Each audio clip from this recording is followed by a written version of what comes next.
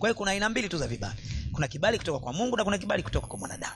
Na hawa watu walipata kibali kwa Mungu wanatu vitu vyao hivi kama utatufuatilia. Yaani Abraham alikuwa anaitwa rafiki wa Mungu. Yusufu alistawi kote alikopita. Musa alikuwa ni mwamba. Kama walipata kibali kwa Mungu, nini ilikuwa what was so special? Ndivyo alivyofanya Nuhu, sawa sawa na vyote alivyomwamuru Mungu.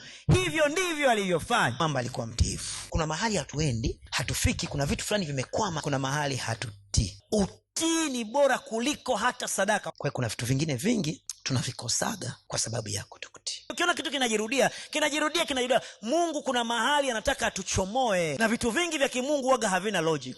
Itakufanya wewe kuwa taifa kubwa na kukubariki na kulikuza jina lako. Wakati unajua na umri gani? Ana miaka 75 mwamba. Ana mtoto. Tukimjua Mungu tunayemwabudu, tukajua vitu vya kimungu wakati mwingine haviendi na logic ya binadamu, tutakuwa salama sana.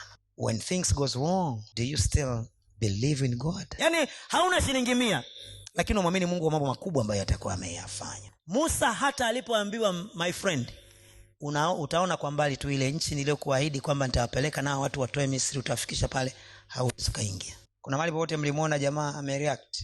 Na aliwaongoza wana wa Israeli jangwani. Wana kasheshe wale walikuwa wanamwamini Mungu. Leo wakitoka Mungu akiwafanyia hivyo wana complain, Mungu anawasaidia na washushia kware wanakula. Mungu akiviwa wakikosa chakula wanapiga makelele, huyu Mungu ni Mungu gani? Turudishe bwana tukafie Misri. Alikuwa mvumilivu. Kuna mambo mangapi wewe unavumilia au kiguswa tu unalipuka? Musa amehangaika na watu miaka 40 jangwani. Na sisi tunashindwa kufika sehemu yetu ya ahadi kwa sababu mara nyingi tuna complain. Na wana wa Israeli walichelewa kufika kwenye vitu ambavyo Mungu alikuwa anataka vipate kwa sababu ya complain.